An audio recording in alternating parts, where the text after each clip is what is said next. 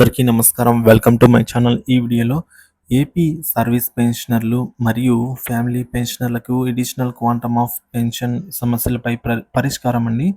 So APQ మీద కొన్ని సమస్యలు అయితే ఉన్నాయి. వాటి పరిష్కారం గురించి తాజా సమాచారం అయితే ఈ వీడియోలో ఉంది. వీడియోని ఎక్కడే కానీ స్కిప్ చేయకుండా ఎండ్ వరకు చూసినట్లయితే ఇన్ఫర్మేషన్ పూర్తిగా అర్థమవుతుంది. అలాగే వీడియో చూస్తున్న ప్రతి ఒక్కరు వీడియోకి ఒక లైక్ చేయండి. చాలామంది లైక్ చేయడం అయితే మర్చిపోతున్నారు. లైక్ చేయండి. అలాగే ఈ వీడియోని షేర్ చేయండి. తోటి పెన్షనర్స్తో అయితే వీడియోని షేర్ చేయండి. కొత్తగా మన ఛానల్ చూస్తున్నవారు సబ్స్క్రైబ్ చేసుకున్నట్లయితే దయచేసి మన ఛానల్ అయితే సబ్స్క్రైబ్ చేసుకోండి. దీని ద్వారా నేను చేసే లేటెస్ట్ వీడియోస్ మీ వరకు రీచ్ అవుతాయి. ఆలస్యం చేయకుండా వీడియోలోకి అయితే వెళ్ళిపోదాము. ఇక విషయానికి వచ్చినట్లయితే additional quantum of pension AQP అని అయితే అంటున్నాము. ఈ ఏక్యూపీ అనేది ఏజ్ 70 ఇయర్స్కి గాను మనకు ఒక ఇదివరకు అయితే 10% ఉండేదండి. సో ఇదివరకు 10% ఉండేది. ఇక్కడ 15% ఉండేది. ఇక్కడ 20% ఉండేది. ఈ విధంగా అయితే ఉండేదన్నమాట. సో దీన్ని ఈ మీరు మేజర్‌గా గమనించొచ్చు. 75 ఇయర్స్‌కి ఈ వైసీపీ ప్రభుత్వం వచ్చిన తర్వాత అంటే గత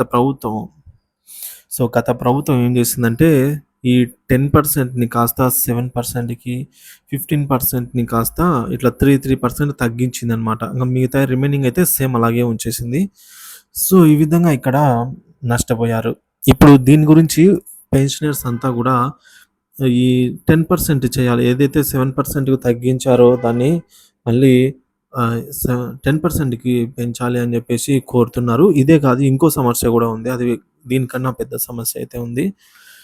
అది కూడా చూద్దాం. సో 70 ఇయర్స్‌కి మనకు ఈ విధంగా ఉంది ప్రస్తుతానికి 7%, 75 ఇయర్స్‌కి 12%, 80 ఇయర్స్‌కి 20%, 85 ఇయర్స్‌కి 25%, 19 ఇయర్స్‌కి 30%, 95 ఇయర్స్‌కి 35%, 100 ఇయర్స్‌కి 50% వరకైతే అడిషనల్‌గా బేసిక్‌లో మన బేసిక్ పెన్షన్‌లో అడిషనల్‌గా ఏక్యూపీ అనైతే రావడం జరుగుతుందనమాట.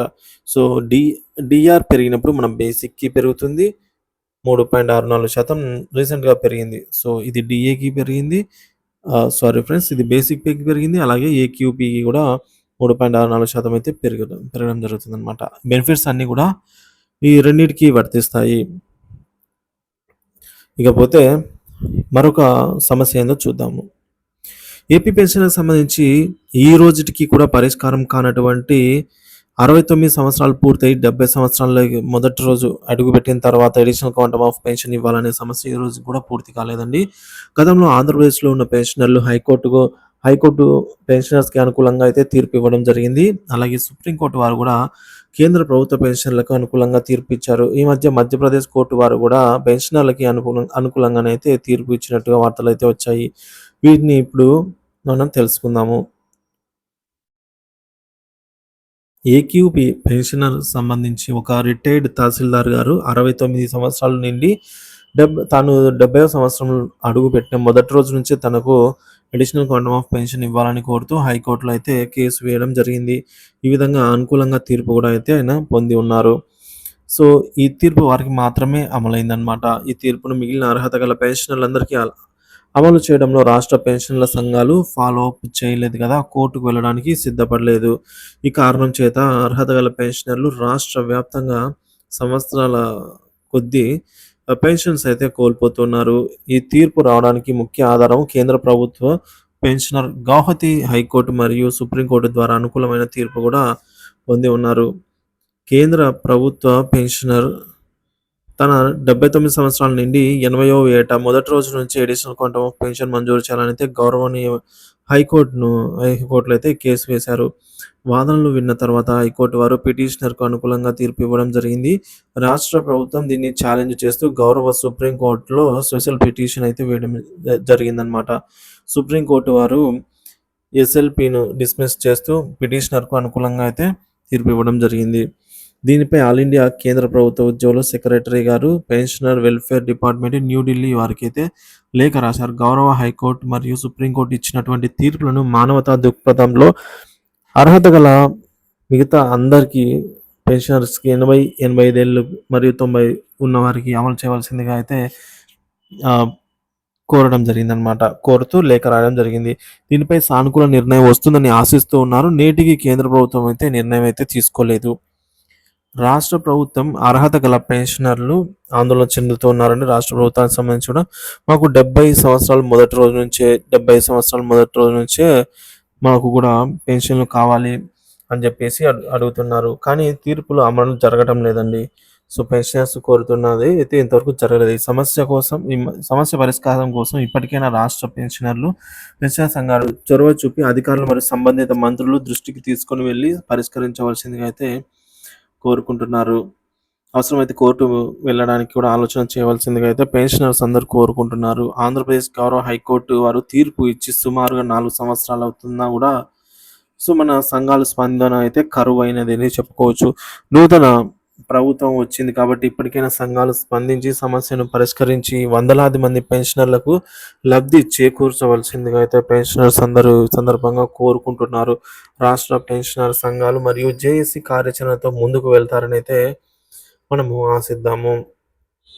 సో, ఈ విధంగా కోర్టులు పెన్షనర్ తరపున తీర్పు అయితే ఇవ్వడం జరుగుతుందండి. సో, పెన్షనర్స్‌కి అనుకూలంగానే తీర్పు వస్తున్నా కూడా వీటిని అమలు పరచడంలో ప్రభుత్వం మరియు ఆహ్, ఈ పెన్షనర్ సంఘాలు అయితే ఒక అడుగు ముందుకు వేయాల్సిన అవసరం ఎంతైనా ఉంది.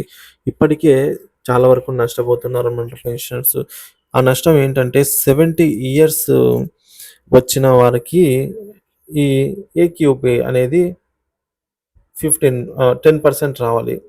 పోనీ 7% రావాలి. ఈ 70 ఇయర్స్ మొదటి రోజు నుంచి రావాలి.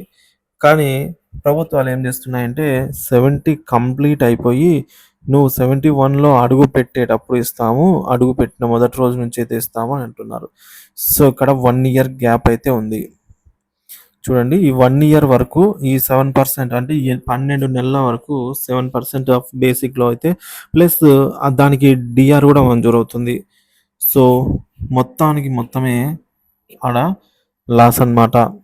మనం ఆల్రెడీ దీని గురించి ఇదివరకే చర్చించుకున్నాము. Loss DA table, DR table అని కూడా. సో, ఈ విధంగా అందులో ఇదొక టైప్ ఆఫ్ లాస్ అన్నమాట. అది డీఏ అరియర్స్‌ని ఎగరగొట్టినట్లయితే ఇక్కడ మనకు పెన్షన్ అంటే ఏక్యూపీలో కూడా ఈ విధంగా అయితే జరుగుతోంది.